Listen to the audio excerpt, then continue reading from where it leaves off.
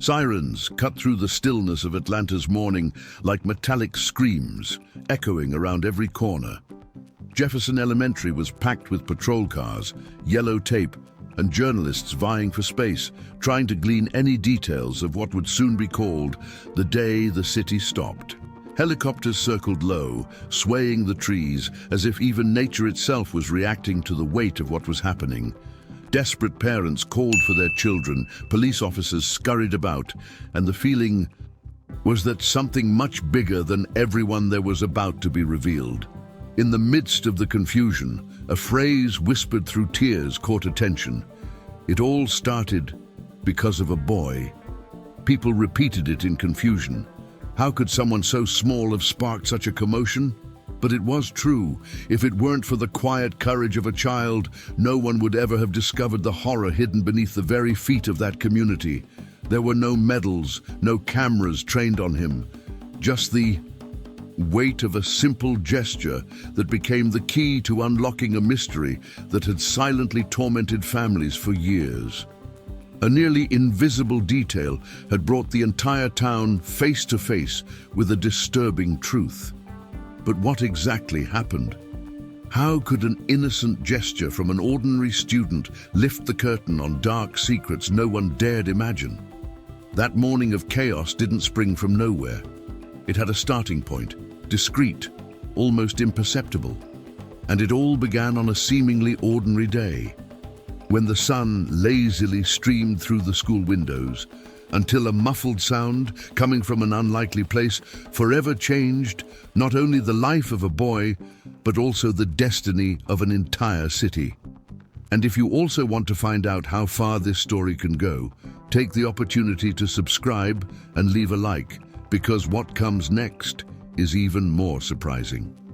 On that seemingly ordinary morning, Marcus Johnson left home with his battered backpack and dull sneakers. He walked the simple streets of East Point, where everyone knew everyone, but few truly noticed him. At 11, he had already learned to move silently, like an invisible camera always on, capturing details that adults missed. Angela Johnson's only child, Marcus grew up with absences. His mother supported the family with 2 jobs, a cafeteria attendant by day and a cleaning lady by night. There were only brief phone calls, hurried hugs, and promises of more time, never fulfilled. Thus, his childhood was limited to the emptiness of his home's walls and the distant noise of the city. At school, his presence was almost non-existent. To teachers, he was just a quiet, disciplined student. To his classmates, he was an easy target for mockery.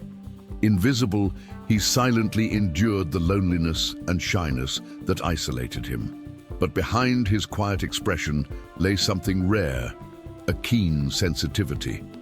Marcus noticed sounds and movements that no one else noticed. While others were distracted during recess, he observed everything. Teachers, staff, forgotten hallways. It wasn't inattention, it was focus. That morning, as he walked into Jefferson Elementary, he felt the familiar weight of being ignored. The routine promised more of the same: lessons, jokes, and silence. But there was something different in the air, a subtle foreboding. During Professor Carter's class, Marcus glanced out the window. From the courtyard, he heard the metallic creak of a trash can being dragged. The sound gave him a strange chill, as if it held a secret hidden beneath the rusted iron. What seemed insignificant would be the beginning of everything, because behind that trash can, there was more than trash. There was a trapped voice, begging to be heard, and Marcus would be the only one capable of hearing it. The sun was already high when the recess bell rang, releasing the students into the playground. Children ran in every direction, kicking balls, laughing loudly, and jockeying for space, as if this were the most anticipated moment of the day.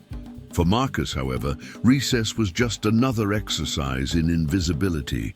He walked slowly, keeping his distance from the groups that ignored or mocked him, and always chose the same corner, near the wire fence that separated the school from the busy street. That day, however, something that seemed mundane ended up catching his attention in an unusual way.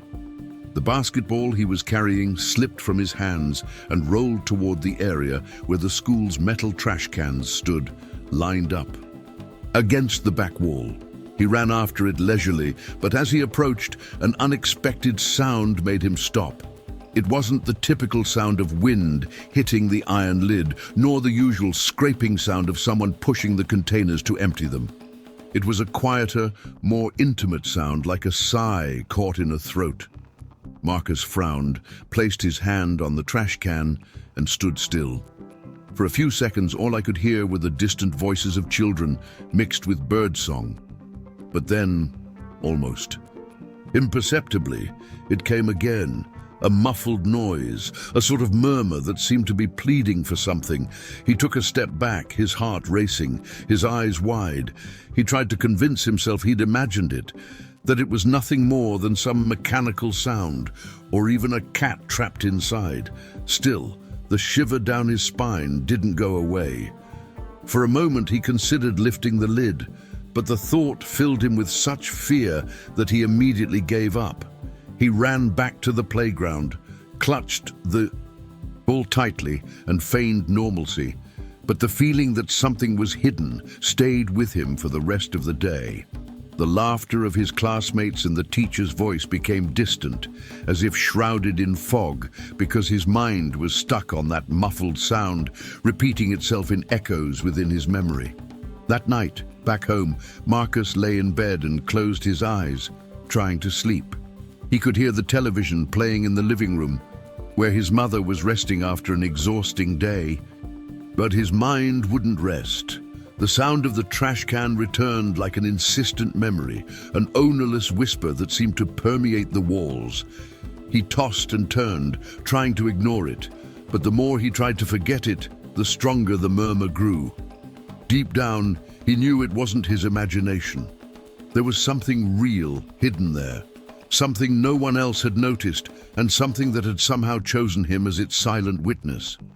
What seemed like just an isolated whisper would turn into something impossible to deny, because the next day, Marcus would not only hear, but clearly understand the desperate plea that echoed from the darkness. The next morning seemed to follow the same routine as always. The sound of students arriving, backpacks banging against desks, teachers handing out assignments, and Marcus sitting silently, staring out the window. But deep inside him, there was a restlessness that had been with him since the night before. Those murmurs from the trash can hadn't disappeared from his mind. On the contrary, they had become clearer, almost as if his memory had decided to play them on a constant loop. He needed to clear up the doubt, needed to make sure he wasn't going crazy. When the recess bell rang again, Marcus walked slowly, avoiding the hustle and bustle of his classmates, to the far corner of the playground. His heart was pounding, his hands were damp with sweat, and his breathing seemed too heavy for a boy of only 11. He approached the trash. Cans, this time without the excuse of searching for a lost ball. He looked around, making sure no one was watching, and then pressed his ear against the cold iron lid. The first second was absolute silence, but then it came again, clearer, more direct, impossible to mistake. "Please, get me out of here." The words shot through Marcus's body like an electric shock. His knees buckled, his legs trembled, and he jerked away as if the object in front of him had just come to life. The boy placed his hand on his chest, trying to control his breathing, while his gaze darted around the courtyard, searching for anyone who had heard it too. But there was no one. Just him. A whirlwind of thoughts hit him simultaneously. Was this a cruel prank, orchestrated by a colleague? Was it a delusion of his weary mind? Or worse yet, was there actually someone trapped inside? The idea filled him with dread. But along with the fear came a strange sense of responsibility. It was as if that voice had chosen only him to hear it, as if it were specifically begging for his help. Marcus took 2 steps forward, reached out a trembling hand, and touched the trash can lid again. The cold metal made him shiver. He considered lifting it, but before he could muster the courage, the sound of approaching footsteps made him immediately back away. 2 classmates were laughing loudly toward the courtyard, and he pretended to be tying his shoelaces to avoid arousing suspicion. By the time the boys passed, Marcus had already decided he couldn't just open the lid there in full view of everyone. He needed a moment alone. The rest of the day dragged on like torment. Every minute in the classroom was a battle against the anxiety of returning to that place and confirming what he'd heard. The teacher spoke, but the words didn't reach him. The laughter of his classmates became distant, irrelevant noises. His mind was trapped in those 3 words, echoing like a secret threatening to explode. Get me out of here.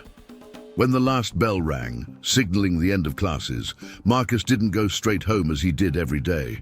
Instead, he waited for the hallways to empty, watching out the window until the last students walked through the gate. With cautious steps, he returned to the courtyard. The sun was already setting, painting the sky orange and casting long shadows across the ground. The school was nearly deserted, and the silence that now reigned seemed even heavier than the children's screams hours. Before, he approached the trash cans again. His heart was pounding like a drum in his chest, but there was also a new determination in his gaze.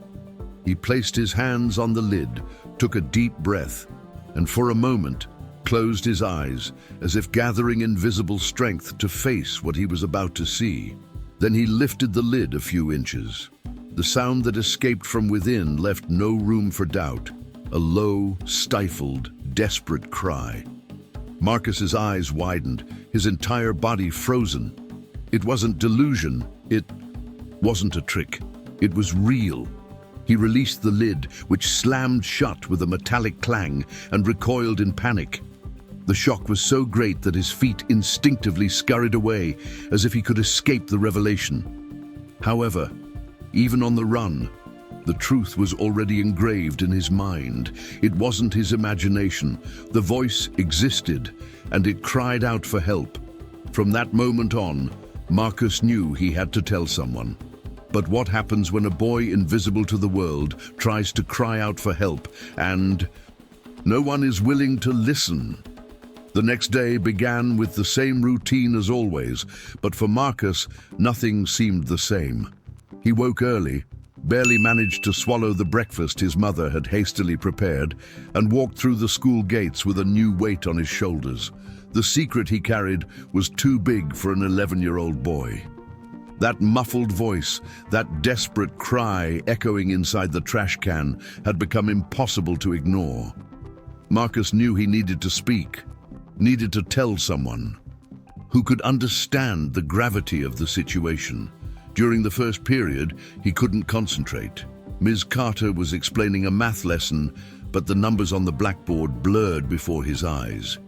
What he really saw was the metal lid lifting, and from within, the muffled sound of a cry for help.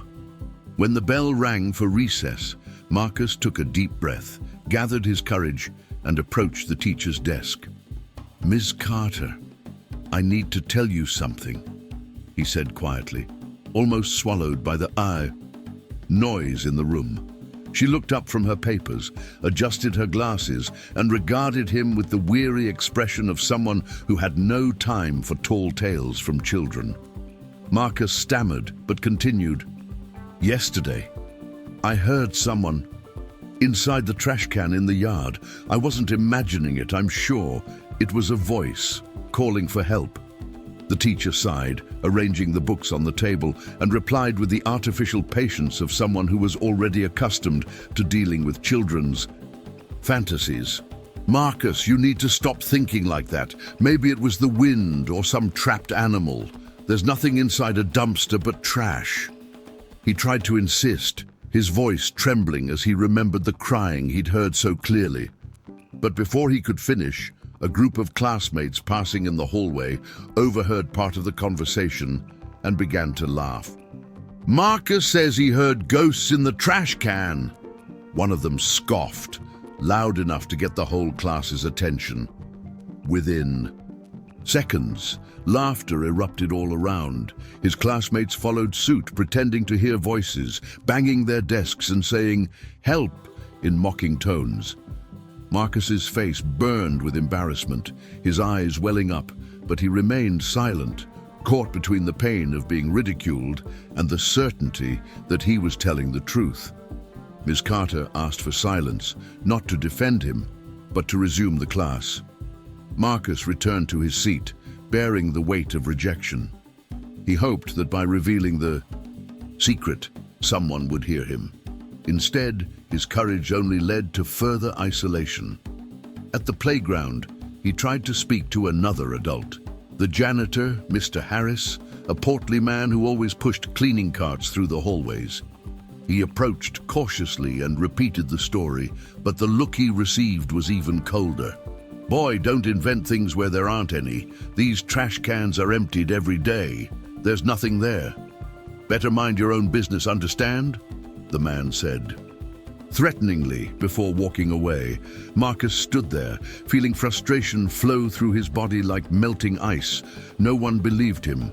Not the adults, not his peers. The cry for help he'd heard seemed doomed to remain muffled within the iron and silence, as if the entire world were determined to ignore it. But deep down, Marcus knew he couldn't give up. The scorn of others didn't erase what he'd heard. The problem was that now, in addition to carrying the weight of the secret, he also faced the growing fear of being alone in this mission. It was at that moment that Marcus realized, if no one else was going to listen, he would have to uncover the truth on his own. And when he decided to investigate in secret, what he found was even more disturbing. After being ignored by adults and ridiculed by his peers, Marcus felt like the world had turned its back on him. But that night, lying in bed, he realized he couldn't simply close his eyes and pretend nothing was happening. The muffled crying, the clear plea that had echoed from inside the trash can, gave him no rest. He tossed and turned, listening to the wall clock ticking away as each second ticked by, as if it were a cruel reminder. Someone was trapped somewhere, and time was running out. The next morning, while his mother was getting ready for work, Marcus went down to the basement and rummaged through old boxes for anything that might help him. Among the dusty books and forgotten objects, he found a tape recorder that had belonged to his uncle. The device was worn, but still functional.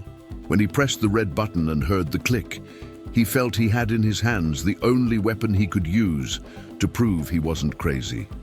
That afternoon, after class, Marcus waited for the playground to empty and walked hesitantly to the trash cans.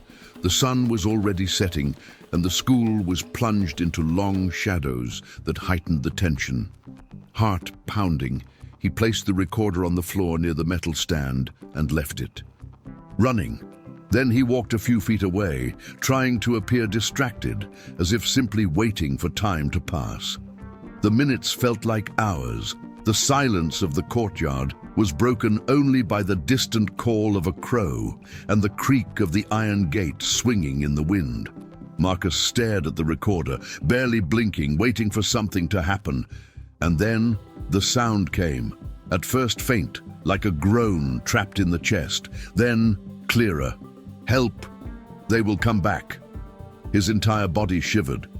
He ran to the recorder, pressed the stop button, and held it with trembling hands. The tape was now his evidence, his testimony against everyone's disbelief. With trembling legs, he stuffed the recorder into his backpack and left the school as fast as he could, glancing back with every step, as if someone might emerge from the shadows to stop him. At home, locked in his room, Marcus rewound the tape and pressed play. The sound echoed through the small space, so clear it seemed to come from within the walls. He curled up in bed, tears streaming down his face as he listened to the recorded despair. There was no longer any doubt. It was real. Someone was trapped. Someone was suffering. But with the confirmation came the weight of loneliness. Who would believe him, even with that recording? His teacher had already ignored him, the janitor had turned his back on him, and his classmates laughed at his anguish. If I tried to show them the tape, they might say it was a montage, some kind of trick. And it was in that moment that Marcus understood the full extent of his decision.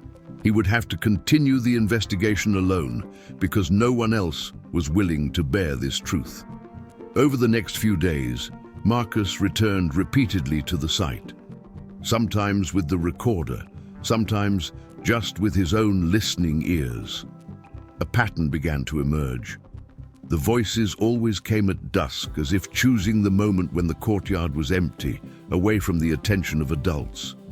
Each visit increased his courage, but also his sense of danger.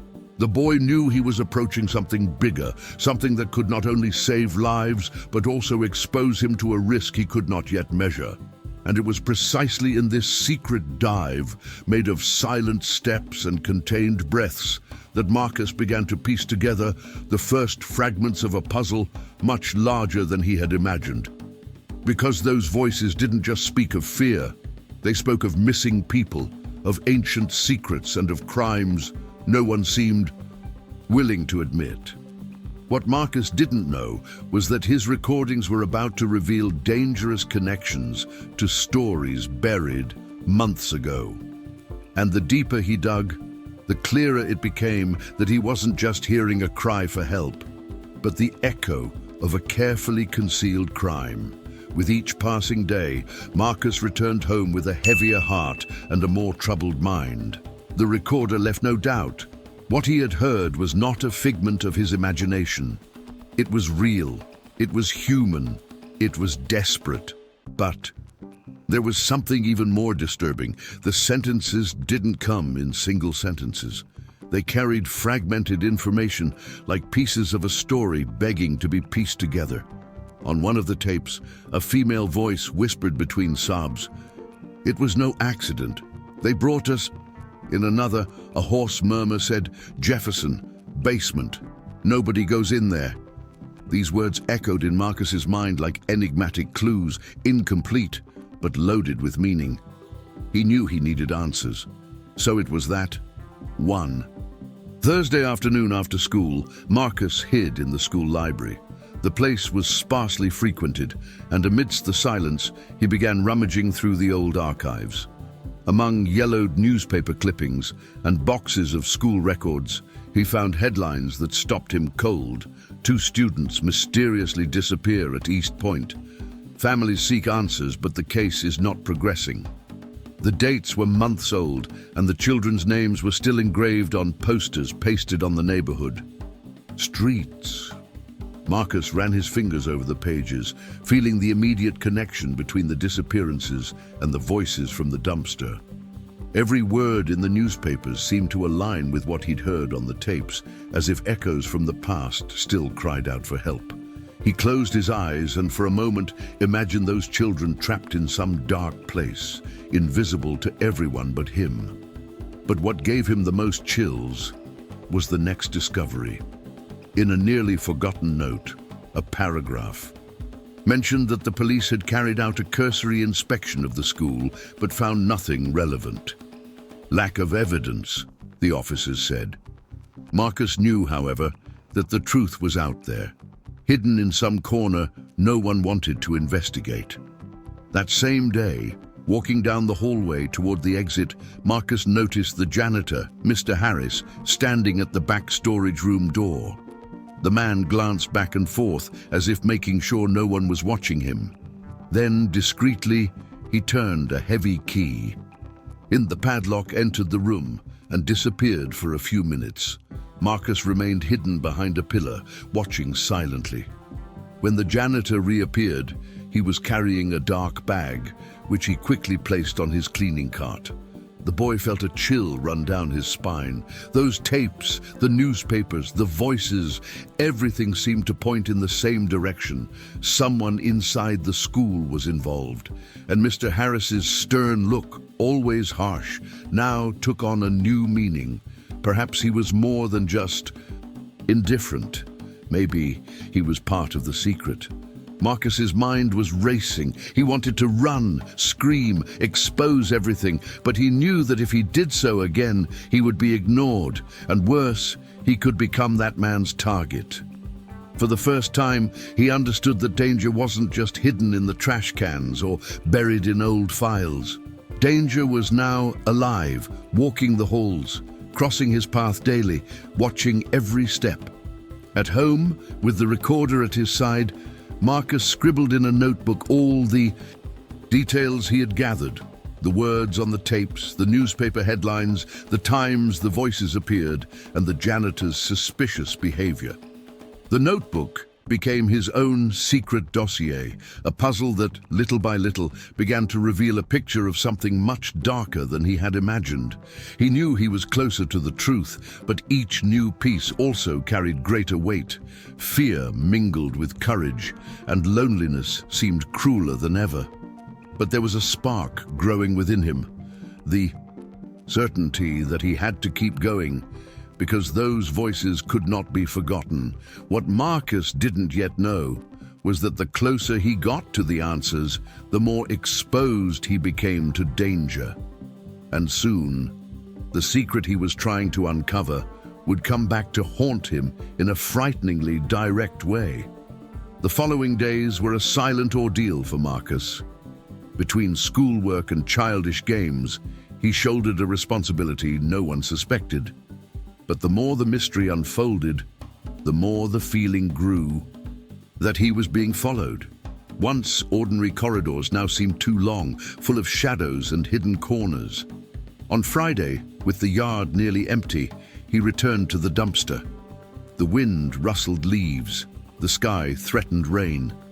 He turned on the recorder, knelt, and waited. The voice came sharply. "They're close. They know you heard." His blood ran cold. His heart raced. As he hurried to his feet, he dropped his backpack. And it was at that moment that he noticed Harris, the janitor, standing a few feet away, holding the cleaning cart. His cold eyes were fixed on him. "What are you doing there, boy?" he asked firmly. Marcus stammered an apology, but he knew it didn't ring true. Harris didn't respond, just turned slowly and walked away. The look, however, stuck in his mind. It wasn't one of simple distrust, but of someone harboring a dangerous secret. That night, Marcus couldn't sleep. Every shadow in the room seemed to take shape. He dreamed of chains, padlocks, and trapped voices. He woke, sweating, certain that time was running out. The next day, the threat became real. As he left school, he heard footsteps behind him. He sped up. So did the footsteps. He ran until he took refuge in a convenience store. Looking back, he saw Harris's hulking silhouette disappear around the corner. The fear was now palpable. It wasn't just about recorded voices anymore. It was about his life. Marcus knew too much, and even though he was terrified, he understood. He couldn't back down, because the truth was already in his hands. Sunday dawned cloudy, but Marcus couldn't see the sky. He was locked in his room, sitting on the floor with the recorder in his hands. He'd spent the night rewinding the tape, listening to those voices over and over again, until each word became a scar in his memory. "They know you heard," the sentence hammered in his head, pressing him to make a decision. He was no longer just a boy trying to understand a mystery. He was someone carrying evidence that could change everything. But would he have the courage to expose himself? The next morning, after leaving school, Marcus didn't go home. Instead, he walked steadily toward the East Point police station. His heart was pounding, but determination drove him forward. As he walked through the glass doors, the smell of stale coffee and yellowed paper enveloped him. A middle-aged police officer with a graying mustache looked up from his reports and regarded him with surprise. "Can I help you, kid?" he asked in a cordial tone. Marcus took a moment to answer. Then he took the recorder out of his backpack, placed it on the counter, and said, his voice firm but shaky, "I need you to hear this." The police officer raised his eyebrows, but pressed play. The silence in the room was cut by that whisper, "Help! They will come back!" The man turned pale. Seconds later, another voice, weak and desperate. "Jefferson! Basement!" The police officer abruptly stopped recording and looked at Marcus with a mixture of astonishment and urgency. "Where did you get that from?" he asked, his voice lower. And it was there, before the authorities, that Marcus told them everything. The first voices, the recordings, the janitor's menacing look, the old newspaper clippings. With each word, the officers' faces hardened. There was no denying it anymore. An 11-year-old boy had brought to light what adults had ignored for months. Within hours, patrol cars began to mobilize. Sirens echoed through the neighborhood, and journalists rushed to report the incident. Jefferson Elementary, which until then had been just a neighborhood school, became the epicenter of a case that paralyzed the entire city. Desperate parents crowded the gates, reporters broadcast live, and Marcus Johnson's name began to be whispered among the crowd as that of someone who had shown courage where so many had failed. As he watched the commotion from inside the police station, Marcus felt a confusing mix of relief and fear. Relief that he was finally no longer alone, that someone finally believed him. Fear because he knew that by exposing the truth, he had also declared war on those who tried to hide it. Outside, the shocked city wondered how many lives could have been saved if they had listened to that boy sooner. But the revelation was only the beginning. What came next would show that the truth would not only free the innocent, but also spark a direct confrontation against those who had for so long remained in the shadows. When the police finally decided to act, Jefferson Elementary School was already surrounded by patrol cars, helicopters, and a sea of onlookers crowding behind the police tape. Television cameras broadcast every movement in real time, while reporters dramatically narrated what they called the most delicate operation in years. Inside the police station, Marcus watched through the window, his heart racing. He wasn't just a spectator.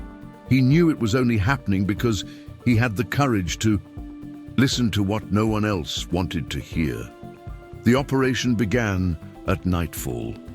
Heavily armed police officers burst through the school gates, their flashlights cutting through the darkness of the hallways. The silence was almost sepulchral, interrupted only by the sound of radios broadcasting rapid orders. The focus was on the basement of the old wing, mentioned in the recording. Janitor Harris's keys were found, and with them the secret entrance that had been overlooked in previous inspections. When the rusty door opened, an unbearable smell of mold and iron filled the air. The agents advanced, illuminating the space with beams of light that revealed torn mattresses, rusty chains, and food scraps scattered across the floor. It was then that they heard the sound, muffled cries, moans of relief and fear. Children, 2 girls and a boy, visibly malnourished but alive, huddled in the corner as if still in disbelief that they were being rescued. The moment was captured in images that quickly circulated around the country. Police officers wrapping the children in thermal blankets, paramedics rushing to examine them, sirens wailing as ambulances sped toward the hospital. The city, which had previously ignored Marcus's silence, now watched in astonishment as the irrefutable proof that he had been right all along. Marcus, though sheltered inside the police station, felt the impact of each scene as if he were there. Tears streamed down his face, not from fear, but from relief. He had saved lives A boy everyone considered insignificant had become the centerpiece of an operation that exposed a terrible crime and brought justice to families who never gave up searching. Yet even amidst the triumph, the shadow of danger had not yet lifted. The rescue only scratched the surface of the horror. Who was behind it all? To what extent was the caretaker involved? And how many other voices might still be hidden, waiting to be heard? The answers would begin to emerge, but first, Marcus would have to face an even greater burden, being publicly recognized and dealing with the invisible wound of never having been heard in time. The following days were unlike anything Marcus had ever experienced. The school, once a scene of silence and mockery, now became a stage for tributes. The auditorium was packed. Parents, teachers, police officers, and even journalists gathered to recognize the boy who dared to listen when no one else would. Marcus took the stage with timid steps. He wore the same worn backpack, the same dull sneakers. But this time the looks were different. There was no mocking laughter, only respect. The applause rang out long and intense, as if to make amends for the months of being ignored. The director took the microphone. Her voice trembled as she admitted, "We wronged you, Marcus. We should have listened." He lowered his eyes. He wasn't seeking applause nor speeches. He simply wanted the truth to have been accepted when it was still just a whisper. The weight of having carried the secret alone still rested on his soul, and nothing would erase the nights of fear. Marcus's mother was crying in the audience. She came over, hugged her son, and said softly, "You were braver than all of us." The boy didn't answer. He just curled up in her arms, letting the tears flow. For the first time, they weren't tears of loneliness, but of relief. Police officers handed him a small symbolic medal. He held it for a few moments and then put it in his pocket. He didn't want to be remembered as a hero. He just wanted the voices to finally be freed, for the silence to end. Some classmates approached. The same ones who had laughed at him now murmured apologies. Marcus listened but didn't respond. He understood that regret doesn't heal wounds. Still, the recognition was a balm. It was proof that despite the pain, he had transformed the city. And that night, as Marcus returned home, he felt a relief he had never known. He looked out the school bus window and saw smiling faces, people commenting on his courage. The invisible boy, ignored for so long, was now being heard. But deep inside, he knew the story wasn't over. The revealed secret was just part of something bigger. The shadow was still present. And even with this recognition, Marcus felt there was still much to be discovered, and it was precisely in the silence of his own home that Marcus would realize. Some stories don't end with applause. Some simply begin new echoes. The morning after, the recognition, routine seemed to have returned to normal. The sky over Atlanta was clear, and life on the streets continued as if nothing had happened. But for Marcus, nothing would ever be the same. He walked slowly down the sidewalk, his backpack swinging on his back, his gaze fixed on the horizon as if searching for answers that were not yet within his reach. Each step was heavy, not from fear, but from the knowledge that despite the tributes, something inside him had changed forever. When he got home, he dropped his notebooks on the table and threw himself onto the sofa. The silence in the living room, interrupted only by the ticking of the clock, seemed strangely comforting. But all it took was closing his eyes for a few seconds, for the voices to return to him, like echoes that never fade. The words recorded on the tape, the muffled crying, the constant pleading, all of it had become part of him, as if it were impossible to separate the boy from the story he had revealed. The next day, he returned to school. The children laughed, the teachers organized classes, and everyday life seemed to have resumed its course. Marcus walked the halls in silence, greeted by looks of respect and curiosity. Yet, deep inside, he carried the same sense of isolation. It was as if, no matter how much the world now applauded him, only he knew the true weight of what had happened. Late in the afternoon, now home, Marcus opened his bedroom window and stared out at the street. The wind blew, gently bringing with it the distant scent of wet earth after rain. For a few minutes, everything seemed quiet, until, coming from the adjacent alley, he heard something, a soft, almost imperceptible sound. It wasn't the sound of the wind, nor the creak of a gate. It was a murmur, brief but enough to make his heart race. He stood still, staring into the darkness between the houses. He didn't know whether to ignore it or run. But one thing was clear: the story wasn't over. Maybe it never would be, because there would always be hidden voices waiting for someone brave enough to hear them. And Marcus, even though he was just a boy, already understood that his life would never be the same again. He was, in some way, the keeper of secrets that insisted on penetrating the silence. If this story touched you and made you reflect on the courage of a boy who dared to hear what everyone else ignored, subscribe to the channel now. Here, you'll find moving accounts, full of mystery and humanity. Stories that capture your heart from beginning to end.